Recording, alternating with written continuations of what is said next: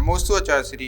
सारिका जैन आगरा उत्तर प्रदेश से अपनी शंका रख रही हैं। हमारे मन में न सोचते हुए भी नेगेटिव विचार आते हैं, तो यह किन कारणों से आते हैं? देखो, हमको लगता है कि हमें सोच नहीं रहे हैं। बिना सोचे तो कुछ भी नहीं होता है, सोचते हैं तो आता है। एक तो हमारे पूर्व कर्म के उदय है ही हैं जो निमित्त बनते हैं ऐसे नेगेटिव थिंकिंग लाने के लिए। हमारे पूर्व कर्म के उदय आते हैं और आते हैं तो हम सोचते भी हैं।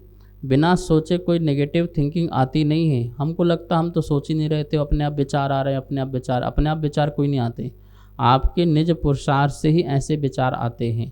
हमको पता नहीं चलता, बस हमारा उपयोग कहीं और होता है। तो हमें जिस व्यक्ति का धर्म ध्यान में मन नहीं है, जिसने अपनी मिथ्या बुद्धि का त्याग नहीं किया है, जिसने भ्रम बुद्धि का त्याग नहीं किया है, जिसने अभी तक सत्य क्या है असत्य क्या है इसका निर्णय नहीं किया है, किस में हित है किस में अहित है इस प्रकार का उसने चिंतन नहीं किया है, तो उसी व्यक्ति के इस प्रकार से नेगेटिव थिंकिंग होती हैं, विचार होते हैं, नकारात्मक परिणाम होते हैं। उन नकारात्मक परिणामों को दूर करने के लिए हमें सतत ही जैसे ओम का अरहम का ध्यान करो, भगवान की प्रतिमा को निहारते रहो, स्वाध्याय करो। जितना ज़्यादा स्वाध्याय करोगे उतनी नकारात्मकता दूर होती जाएगी, सकारात्मक आती जाएगी। सत्संग में जाकर बैठो, गुरुओं के समीप में जाकर के तत्व का चिंतन करो, स्वाध्याय सुनो, उनके साथ बैठिए, सामायिक कीजिए, कायोत्सर्ग कीजिए। ये सभी चीज़ करने से हमारी जितनी नकारात्मक हैं वो अंदर से विलीन होते जाएंगे और सकारात्मक हो जाएंगे। आप कर्म विज्ञान पढ़िए ना, जो होगा अच्छे हो रहा है, जो हमने किया वही हो रहा है, गलत क्या हो रहा है हमारे साथ। तो इस प्रकार से कर्म विज्ञान को भी पढ़ने के बाद भी फिर हमें किसी प्रकार का नेगेटिव नहीं आएगा, इसने ऐसा किया उसने वैसा किया, ऐसा हो जाएगा वैसा हो जाएगा। जो कुछ भी होगा हमारे कर्माधीन द्वारा जो है वही हो रहा है, गलत कुछ भी नहीं हो रहा है। इस प्रकार की जब सोच आ जाएगी सब कुछ सकारात्मक हो जाएगा। इस प्रकार से हमें धर्म ध्यान में लगना चाहिए। नमोस्तु आचार्य श्री। राजेश जैन इंदौर मध्य प्रदेश से अपनी शंका रख रहे हैं। 3 लोक की रचना के बाहर क्या है? 6 द्रव्य होती हैं, धर्म अधर्म आकाश काल पुद्गल जीव आदि। लेकिन 6 द्रव्यों में मात्र एक आकाश द्रव्य ही लोकाकाश के बाहर होती है। 3 लोक के बाहर और कोई द्रव्य नहीं है, मात्र एक ही द्रव्य है, आकाश द्रव्य, स्पेस है बस, और बाकी कोई रचना वहाँ पर नहीं है। नमोस्तु आचार्य श्री। RK जैन बिलासपुर छत्तीसगढ़ से अपनी शंका रख रहे हैं। परमाणु जो पुद्गल की सबसे छोटी इकाई है, इसे कैसे घटित करेंगे? पुद्गल परमाणु जो है वह हमारे ज्ञान का विषय नहीं है, केवल ज्ञान का विषय है। हम आगम से ही जान सकते हैं, जिसका दूसरा विभाग नहीं हो सकता, जिसका टुकड़ा नहीं हो सकता, भेद नहीं हो सकता, उसे ही हम परमाणु कहते हैं। नमोस्तु आचार्य श्री। विद्या कुलकर्णी अकोला महाराष्ट्र से अपनी शंका रख रहे हैं। हम 5 बजे सुबह टीवी में अभिषेक पाठ विधान आदि बिना स्नान किए देखते हैं, तो क्या हमें इसमें कोई दोष लगता है क्या? धर्म ध्यान सुनना, धर्म ध्यान को अपनी दृष्टि से देखना, इसमें कोई दोष नहीं लगता है।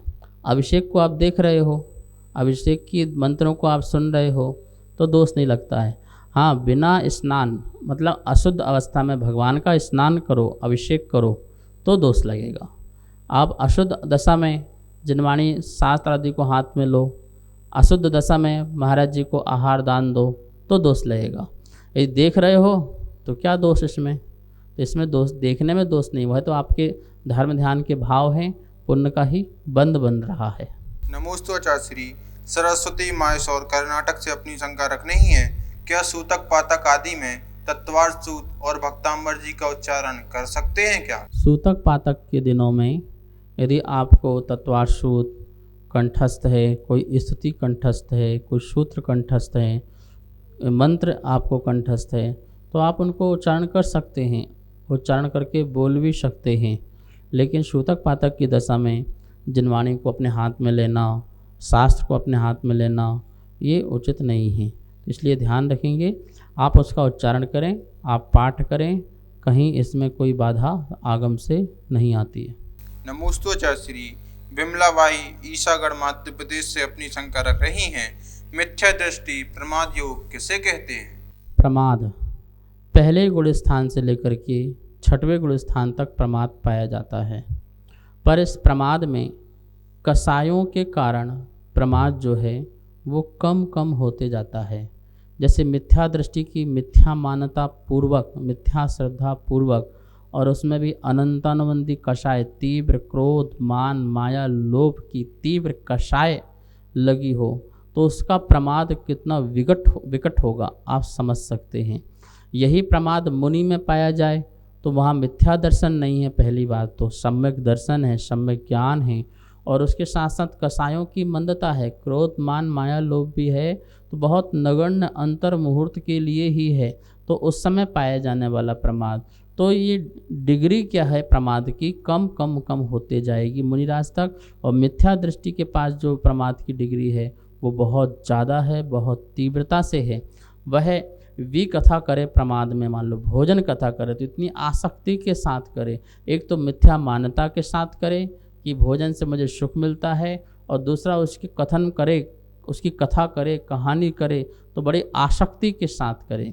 एक मुनिराज जो है उनके अंदर भोजन के प्रति आसक्ति नहीं है, भोजन से सुख मिलता है ऐसी मिथ्या मान्यता नहीं है, और भोजन कथा करें, हाँ भाई आज भोजन हो गया, अच्छा बनना, बस इतना कह के ख़त्म खेल हो सकता है। तो एक वहाँ महा आसक्ति के साथ प्रमाद जो पाया जाता है मिथ्या दृष्टि को बहुत तीव्र पाया जाता है, जिससे बहुत बड़ा पाप का उसके लिए बंध बनता है। नमोस्तोचार्य श्री। सरिता जैन विदिशा मध्य प्रदेश से अपनी शंका रख रही हैं। भावलेश्या और भावलेश्या का साधन क्या है? एक द्रव्यलेश्या होती है, एक भावलेश्या होती है। द्रव्यलेश्या तो शरीर आदि के वर्ण, कलर आदि होते हैं। भावलेश्या जीव के परिणाम होते हैं, कृष्ण, नील, कापोत, पीत, पद्म और शुक्ल, ये जीव के जो परिणाम हैं, अति क्रूरता और या अति करुणा, इस प्रकार से जीव के परिणाम अनेकों प्रकार के होते हैं। असंख्यात लोक प्रमाण जीव के परिणाम होते हैं। वो सभी परिणाम जो हैं वो लेश्याएँ हैं, और ये लेश्याओं का जो साधन है, जो कारण है, वह मोहिनी कर्म का उदय है। जैसे जैसे मोहिनी कर्म का जैसा जीव को उदय में आता है, वैसे वैसे जीव के परिणाम होते हैं, और वही परिणाम लेश्याएँ, भाव लेश्याएँ कहलाती हैं। नमोस्तोचार्य श्री। प्रमला जैन लुधियाना से अपनी शंका रख रही हैं। श्राद्धवाद के कथन में अनेकांत कैसे प्रकट होता है? श्राद्धवाद के जो कथन में अनेकांत इसलिए घटित होता है क्योंकि श्राद्धवाद जो है अपेक्षा कथन करता है, अनेकांत का ही कथन करता है। अनेकांत में दो विरोधी तत्व जो हैं एक साथ रहें, कोई बाधा नहीं है, उसी को ही श्राद्धवाद किसी अपेक्षा से एक को मुख्य करके और एक को गौण करके कथन करता है, तो उससे अनेकांत की क्या होती है, सिद्धि होती है। श्राद्धवाद कभी जो गौण किया है उसका अभाव नहीं करता है, वो सद्भाव ही है, पर उसके कथन में अभी मुख्यता नहीं है, यह बात समझाता है, इसलिए वह अनेकांत की ही प्रसिद्धि करता है। श्राद्धवाद जो है श्राद्धवाद की सिद्धि के लिए नहीं है, वो अनेकांत की प्रसिद्धि के लिए ही श्राद्धवाद होता है। श्राद्धवाद मजबूरी है और अनेकांत बहुत जरूरी है, तो अनेकांत की सिद्धि के लिए श्राद्धवाद का सहारा लिया जाता है। नमोस्तोचार्य श्री। डॉक्टर मगन जैन नाष्टा मध्य प्रदेश से अपनी शंका रख रहे हैं। वर्तमान कली काल में भगवान महावीर स्वामी का एक अहिंसा सिद्धांती वस्तु तत्व में परिवर्तन ला सकता है क्या? विश्व की समस्त समस्याओं का समाधान भगवान महावीर द्वारा बताई हुई अहिंसा ही है। जगत में जब भी शांति का वातावरण आएगा तो वो मात्र अहिंसा के निमित्त से ही आएगा। हिंसा से कभी शांति नहीं होती है, हिंसा में कभी सुख नहीं है, हिंसा में कभी आनंद नहीं है। अहिंसा ही शांति का दूत है। इसलिए विश्व में प्रत्येक जीव यदि सुखी होना चाहेगा तो उसे महावीर की अहिंसा के छांव तले आना ही पड़ेगा, उसे अहिंसा स्वीकार करना ही पड़ेगी। आतंकवाद से क्या सुख मिल सकता है? अहिंसावाद से सुख मिलेगा। इसलिए हम यह कहना चाह रहे हैं, अहिंसा को अंगीकार करो, क्योंकि यह सरकार, यह देश यदि शांति चाहता है तो उसे अहिंसा का प्रचार करना चाहिए। जीवों पर दया हो, करुणा हो, परोपकार हो, यही एक अहिंसा है जो जगत को परस्पर में स्नेह रख सकती है, मेल मिलाप कर सकती है। सभी को सादर जय जिनेंद्र। हमारे पास तत्वार्थ सूत्र के प्रथम अध्याय की पुस्तक छपकर आ चुकी है, जिसमें चित्रों और स्लाइडों के माध्यम से सरलीकरण करके अर्थ समझाया हुआ है, जो आचार्य श्री के श्रीमुख से समझाया गया है। और जो भी महानुभाव इस तत्वार्थ सूत्र की प्रथम अध्याय की पुस्तक को मंगवाना चाहते हैं एवं द्वितीय एवं तृतीय अध्याय की पुस्तकों को छपवाना चाहते हैं, वो नीचे दिए गए नंबर पर संपर्क करें। एवं जो भी पुण्यार्जक बनना चाहते हैं वो भी नीचे दिए गए नंबरों पर संपर्क करें। धन्यवाद। जय जिनेंद्र।